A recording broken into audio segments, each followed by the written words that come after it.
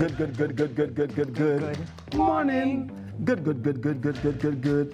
Morning. Welcome back to Sunrise. The time is 6:18 in the AM, is it?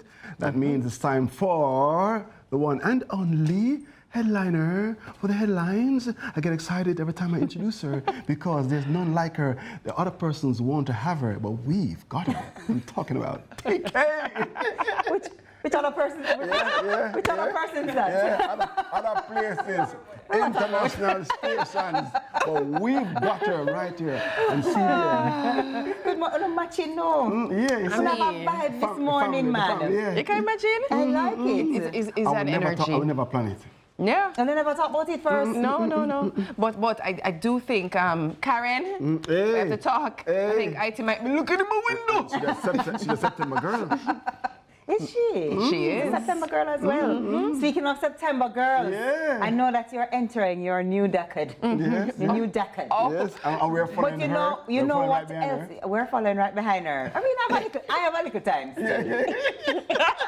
But you know what else is happening? What else? We are moving into a new year. We are. It's our anniversary, kind of. Since yesterday. Is it? No, it's Yeah, not. it was the Yesterday. 4th. It was yesterday. It was yesterday. Yeah. So we are Sunrise is too. So we can start show tantrums. No, I can't. Please. I have a tantrumer at home. Yeah, you don't want it tantrums at at work. No, but we don't have a bashment, but elections, elections, but we'll celebrate. We'll celebrate. will. Celebrate. Absolutely. Nonetheless, Every we shall. birthday can be a big party I or agree. clean cutting birthday. I Come on, agree. man. We cut cake again when we turn 10. Oh, what about 5? Lord, man, we are fighting a little cake. I am a very frugal mom. No, you're pushing the cake too far. 5. But happy birthday to us, and if you've been here since day one, I know some of you YouTubers, you were, okay. Hey, That was quick. That's September 6th. I didn't even know you guys had that queued up. All right, so for those of you who've been with us since day one, maybe even if you're just joining us today for the first time, thank you so much for being here for this journey. New journey for many of us. And some of us are veterans at it, but it's been quite the journey. The only veteran I see here is... Listen, and the baby, literally. It's true. Anyway, let's jump into the headlines, shall we? The baby veteran. It's true, the baby veteran. But anyway, jumping into the headlines, action needed to drive up election turnout.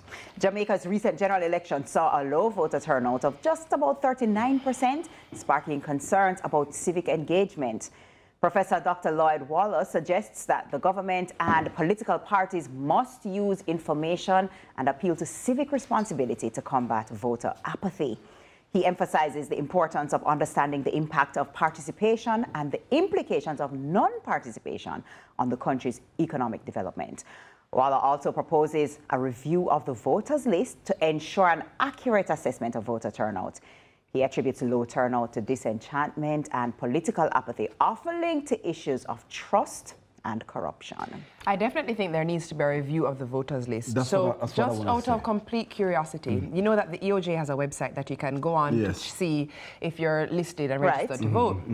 So I had gone on before election to just confirm my polling station. Okay. Yesterday, out of complete curiosity, I said, you know what, let me check something. And I went on.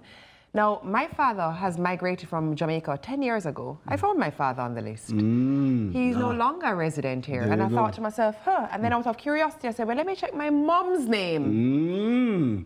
And she's no longer here. She's no longer here. And thankfully, she was not on the list. Okay. But there was an instance where my father went to vote, and that was about 10 years after my mom passed, and she was still on the list. So I think we have a lot of cleaning up to do in terms of, yes, you say 39% of a list that has turned out, but how many people live in Jamaica? How many people are deceased on that list?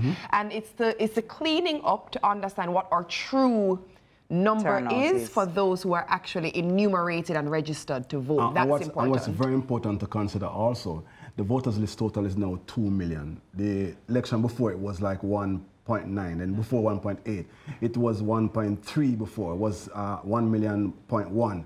So what is happening is that we are seeing the percentage is higher. The percentage is higher in those times when the total voters list was a smaller list. So think about it. We're still averaging the same number of voters because it's 800 and something thousand voted. It's round about that average every time. Even when we were at 85 point something percent in 1980, it's still round about the same total but amount. But the percentage is based on the amount in the whole yes. list. And that's why the point you made is very important because we need to score that list to check if those persons are still active, they are here in the country, or they are here in the on Earth. But to the point, to Dr. Waller's point, same way, yes, I agree that the list definitely need a clean up and some attention. But, you know, voter turnout still could be massively improved in Jamaica. There is still a large population of people who not only don't they vote, they're almost proud not to. Yes. It's almost like no, sir, me not vote. I never voted yet. Me not vote. You know what I mean? And so there needs to be, like he said, maybe some, whether it's education on what is that impact of you not voting. But you know, a big part of it, believe it or not, I think is, you see how we use influencers with products? Influence is not to be underestimated.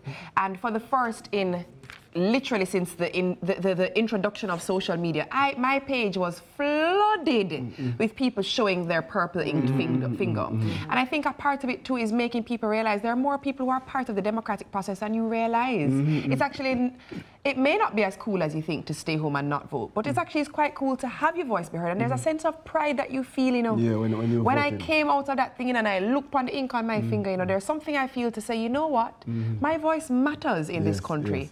Okay, not only do I have a platform where I'm able to speak, but I have an activity was created that my grandfather is a founding member of to allow people the right to say what they want for the future of this nation. And if you have children, it is our duty as parents with children to show that it is important to have your voice be heard and get involved. So my daughter was so excited to see the purple on my finger and ask questions. So and when she gets to 18, she's going to be ready. But the other point the conversation has to happen. Is the excitement that we felt. Listen, if it was reported that we recorded about 50-something, everybody would say, yes, I could feel it. I could sense it. It was always going to be that because of what was happening in the air and the environment. Media, the power of media, because I felt that this would have been a record because the festivities, and I've been around a couple of elections. A few. About three? About few. No, man, nobody making count them. But, you know, let me ask you guys this, you know, what do you say to that person who says, and I've heard it so many times from various ages, it's like, it does not matter who is in power. They're all the same. It's going to be the same level of corruption. It's going to be the same level of, I'm not going to be affected. Maybe 2 road fix somewhere over there or whatever, but I won't really feel the impact. So it makes no difference to me. I would say this. It's not the same. I would say that having experienced more than one party and government, it's not the same.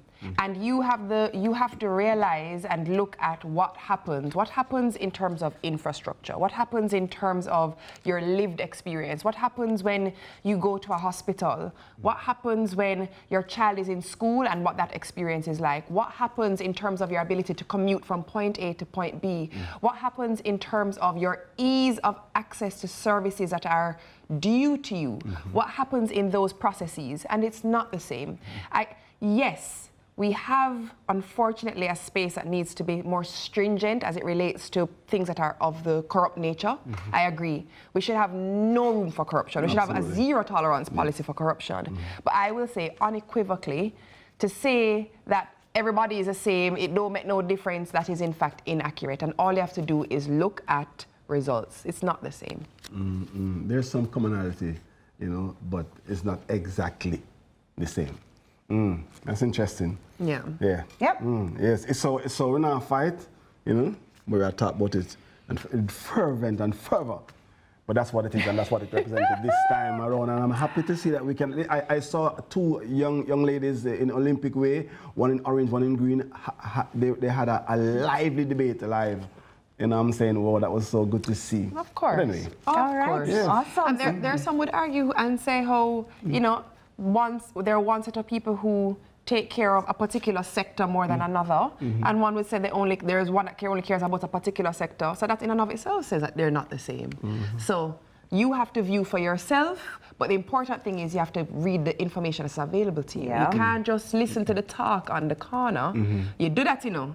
You have to be aware of what's happening in the streets, but you have to read the information available to you and make a decision based on what is available to you. Absolutely. And the problem is enough people don't take up and read the information available to them. Absolutely. So that's your assignment, everyone, ladies and gentlemen. Your assignment is, now that we do have a party in power, go and read the manifesto. Go and read what what they want based off of what they promised, what they said, so that you can be informed and you can say, is this party really doing what they said they were going to do during election time? And hold them to account. Yes. Don't promise me nothing and don't deliver. Right. Hold them to account. One thing we can tell you that we don't promise and don't deliver, because we told you earlier that somebody is going to win. Caribbean Dreams Gift Basket.